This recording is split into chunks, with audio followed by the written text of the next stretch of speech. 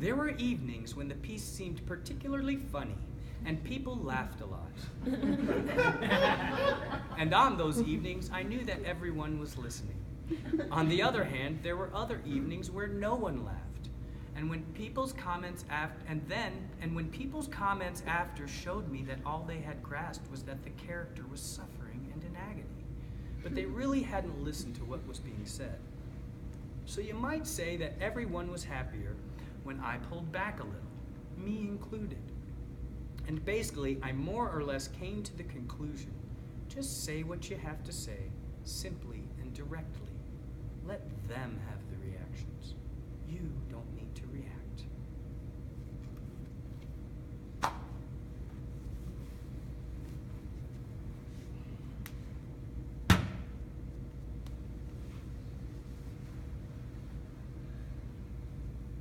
And now, the ugly little book is back at chapter 1, and I read it again, and chapter 2, and I read it again.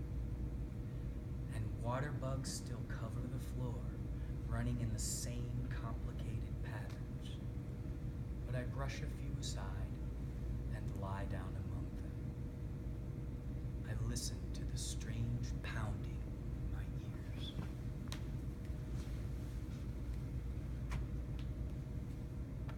It's as if a voice like vomit is coming up slowly from my throat. Stop!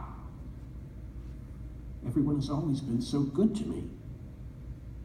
No! Listen to me. I want to tell you something. You've misinterpreted everything. The old woman who bent down to give you sugar-covered buns did not love you. You were not loved the way you thought. Of course, I can still feel an affection for myself. Someone so happy, cute, funny. No, I'm trying to tell you that people hate you. I'm trying to explain to you about the people who hate you. Why do you think that they all love you? And what do you think they would love about you? What are you? There's no charm in you. There's nothing graceful, nothing that yields. You're simply a relentless, unbearable fanatic. Yes, the commando who crawls all night through the mud is much less of a fanatic than you. Look at yourself. Look. You walk so stiffly in your kitchen each morning. You approach your cupboard, you open it, and you reach for the coffee that you expect to find on its shelf. And it has to be there. And if one morning it isn't there, oh, the hysteria! The entire world will have to pay! The very thought of the unexpected deprivation, and you begin to twitch, to panic, to pant, the shortness of breath. Listen to the sound of your voice on the telephone.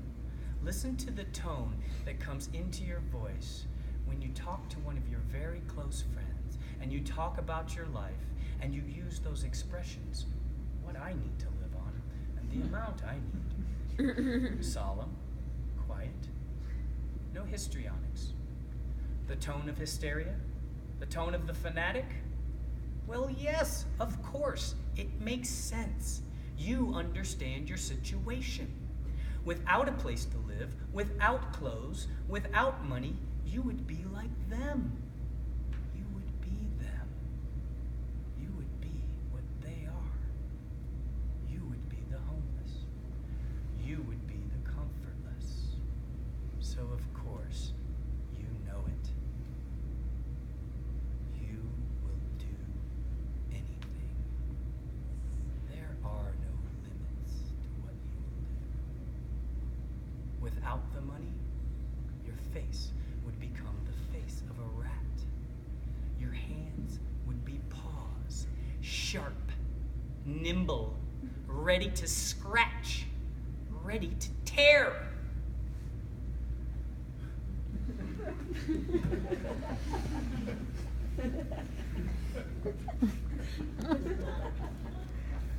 Okay. But then I would still think sometimes, wait, maybe I'm kidding myself, though.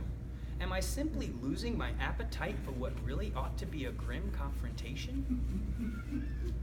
People are going to avoid what you're saying any way they can, either by escaping into enjoyment of the play, or by escaping into sympathy or lack of sympathy for the character, or in some other way. You may discover that one of the people running down one of those escape routes is you. And you're running faster than anyone else. So this is one of the challenges of doing the piece. I myself performed it just sitting in a chair and never getting up, although in some places I did it with a microphone standing behind a podium.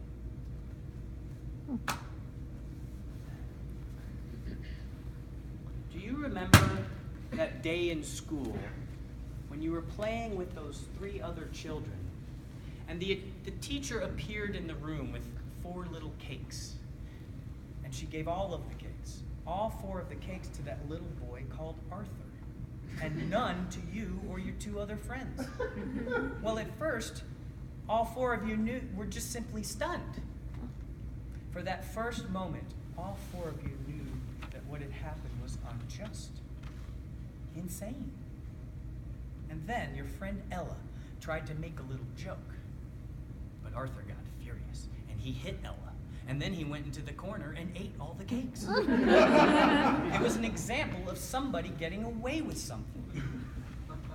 And your life is another example. It's an example of the life of someone who's got no